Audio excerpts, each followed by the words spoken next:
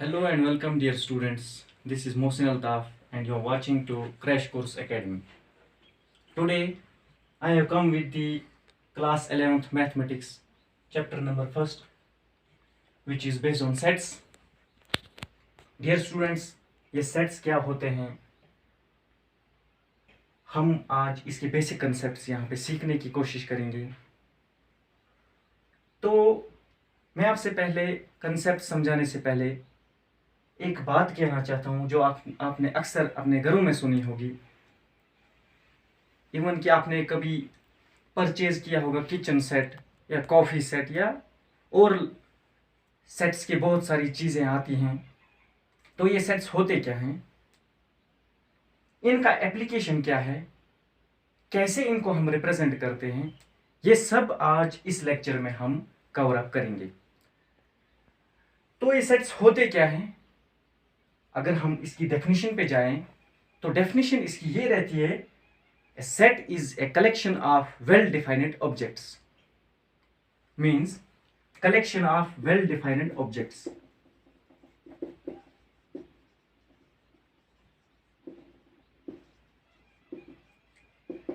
Dear students, यहाँ पे well-defined objects एक नया कंसेप्ट आता है. ये well-defined objects क्या मतलब रखते हैं सेट की डेफिनेशन में, I will explain it to you.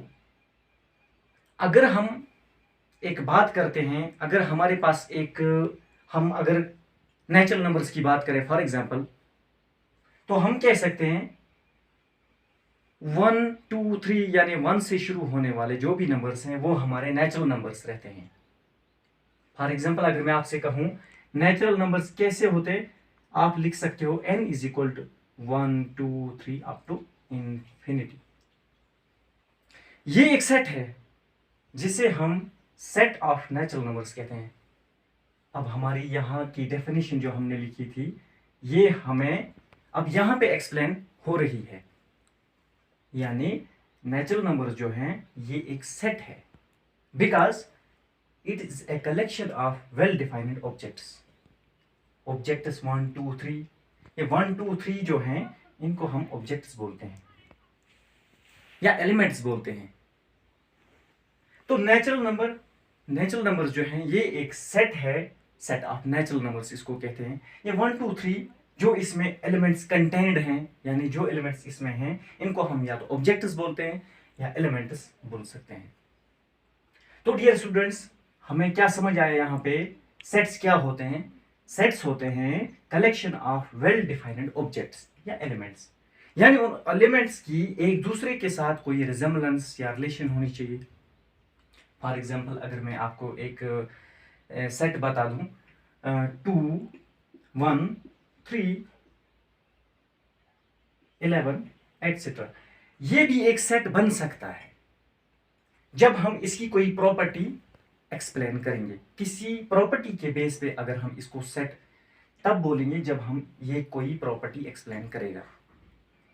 So dear students, ये मैंने आपको एग्जाम्पल के लिए दी नेचुरल नंबर्स की. एक सेट मैंने नेचुरल नंबर्स का बनाया आपके सामने है. इसी तरह बहुत सारे, जैसे आप इंटीजर्स का सेट बना सकते हो क्योंकि इंटीजर्स तमाम whole numbers along with their negatives वो इंटीजर्स होते हैं, उनका भी एक सेट बनता है. इसी तरह रियल नंबर्स का बनता है. ये होते हैं सेट्स. यानी सेट क्या है, collection of well defined objects. इतना हमें समझ आया. अब dear students, representation of sets, sets को हम कैसे रिप्रेजेंट करते हैं, यानी हम सेट्स को कैसे लिखते हैं. दो तरीके हैं, दो मेथड्स हैं. एक मेथड है जिससे हम रोस्टर फॉर्म बोलते हैं, रोस्टर फॉर्म, और इसका दूसरा नाम है टेब्यूलर फॉर्म. और दूसरा एक मेथड है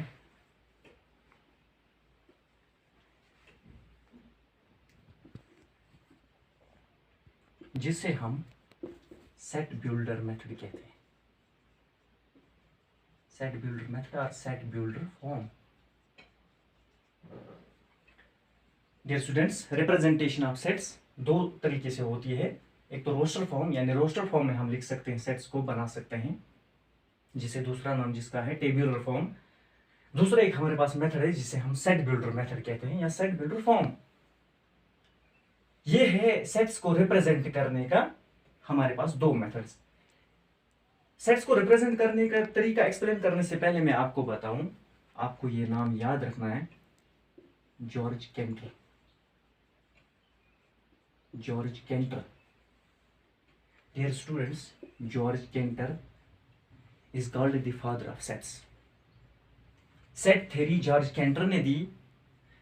जॉर्ज केंटर का एक फ्रेंड था, रिकार्ड डेडिकाइंड जिसका नाम था, रिकार्ड डेडिकाइंड, आप याद रखिएगा। उन्होंने जॉर्ज केंटर को हेल्प की सेट थ्योरी का प्रेजेंटेशन बनाने में, उस रिसर्च को आगे बढ़ाने में। सेट थ्योरी पे जो रिसर्च जॉर्ज केंटर ने की थी उसको आगे हेल्प रिचार्ड डेडिकाइंड ने की। तो आप ये लिख सकते हो, याद रख सकते हो कि सेट थ्योरी का फादर जो है, यानी सेट थ्योरी दी थी जॉर्ज केंटर ने।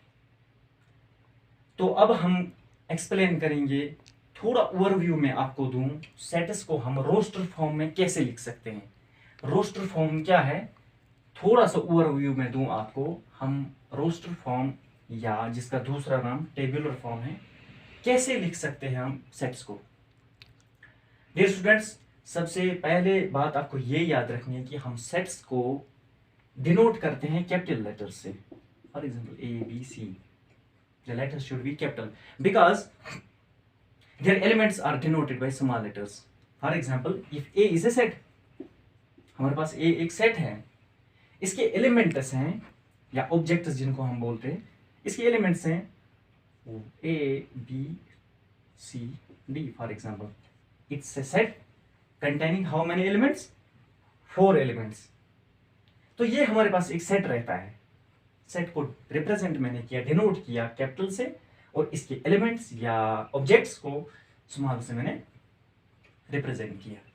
तो ये है हमारी, मतलब हम सेट को कैसे डिनोट करते हैं।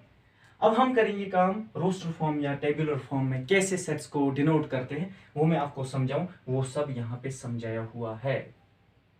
कैसे, देखिए स्टूडेंट्स, हम सेट्स को डिनोट करते हैं, जब हमें सेट लिखना होता है तो हम करली ब्रैकेट्स, इनको ब्रेसेस बोलते हैं, ब्रैकेट्स का इस्तेमाल करते हैं। इन ब्रैकेट्स के अंदर हम इस सेट के एलिमेंट्स को लिखते हैं। मिसाल के तौर पे अगर मैं आपको समझाऊं, मेरे पास अगर एक सेट है, a set A containing elements, for example 1 5 6 7। For example, ये एक एग्जाम्पल के तौर पे हम एक सेट लेते हैं। It is a set, for example if it satisfies the properties, then how will we denote this set in roster form और tabular form. Let me show you.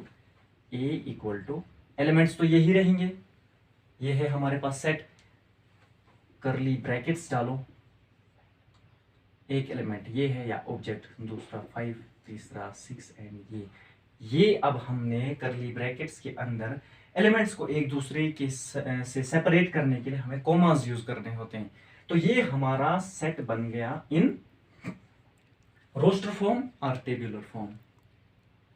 तो दूसरा एक, फॉर एग्जांपल अगर मैं अब एक एग्जांपल दूं समझाने के लिए, हमारे पास अगर एक set of natural numbers, for example set of natural numbers है हमारे पास 1 2 3 4 तक हमारे पास एक सेट है। ये हमें रिप्रेजेंट करना है या इसको हमें रोस्टर फॉर्म में लिखना है। तो हम कैसे लिख सकते हैं, n equal to curly bracket शुरू करो 1 2 3 4 क्लोज द करली ब्रैकेट। ये है रोस्टर और tabular form of a set of natural numbers up to 4।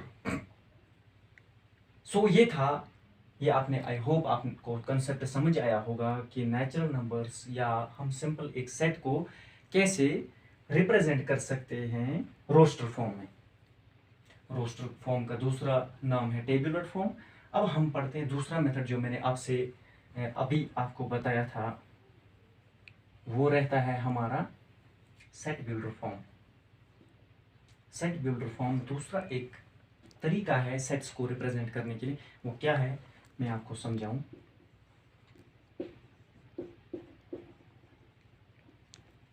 Set builder form,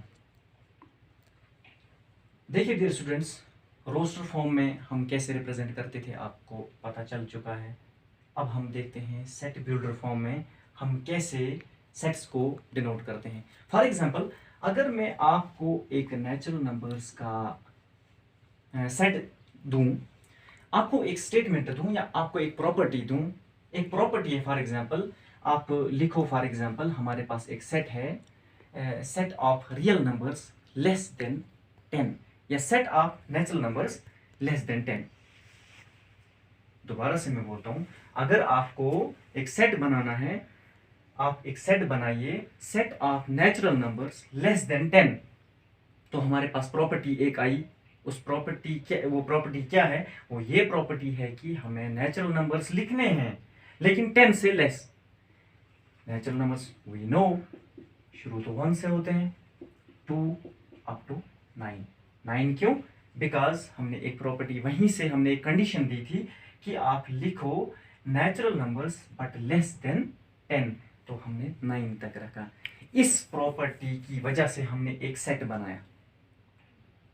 इस प्रॉपर्टी को मैं कैसे रिप्रेजेंट करूंगा सेट्स में, हम सेट बिल्डर फॉर्म में कैसे लिखते हैं इसी सेट को। सपोज ये हमारे पास नेचुरल नंबर का सेट है, लेकिन प्रॉपर्टी ये है कि हमारे नेचुरल नंबर्स 10 से लेस होने चाहिए, 10 से छोटे होने चाहिए। तो हम ऐसे लिखते हैं, ब्रैकेट सेम करली ब्रैकेट्स यूज कर सकते हो, लेकिन यहाँ पे एक प्रॉपर्टी रहती है। हम लिखते हैं n is equal to x such that x is a natural number less than 10। तो डियर स्टूडेंट्स, यहाँ भी हमने सेट को रिप्रेजेंट किया। हम इसको रोस्टर फॉर्म में भी लिख सकते हैं, लेकिन सेट बिल्डर फॉर्म थोड़ा हट के है। सेट बिल्डर फॉर्म है क्या? ये एक प्रॉपर्टी होती है हमारे पास, उस प्रॉपर्टी के बेस पे हम एलिमेंट्स लिखते हैं, एक स्टेटमेंट बन जाता है। जैसे आप यहाँ पे देख सकते हैं ये x कहाँ से आया, x आप खुद ही समझ सकते हो। मैंने एक x लिया, एक नंबर, कोई भी नंबर, लेकिन नंबर की खासियत क्या होनी चाहिए? वो ये होनी चाहिए कि वो 10 से छोटा होना चाहिए, because as we have already given statement that we have to write the numbers, all natural numbers less than 10। So this x, हम जानते हैं जब हमारे पास वेरिएबल्स का कंसेप्ट आपके पास होगा ही, जब हमारे पास कोई अनडिटरमाइंड नंबर होता है, अनडिफाइंड नंबर होता है, तो उसको कैसे हम निकाल सकते हैं, वो इस x की वजह से हमें पता चलता है। तो यहाँ पे हमने x वेरिएबल यूज किया है क्योंकि ये हमारे पास वो प्रॉपर्टी को यहाँ पे सेटिस्फाई करता है, यानी वो 10 से छोटा है। So dear students, I think यहीं तक हमें आज लेक्चर करना होगा, बिकॉज फिर टेक्निकल इशू आ जाता है हमें रिकॉर्डिंग में। तो सो स्टूडेंट्स, आपको कैसा लगा आज का लेक्चर ज़रूर कमेंट्स में बोलिएगा। Okay, good bye, thanks.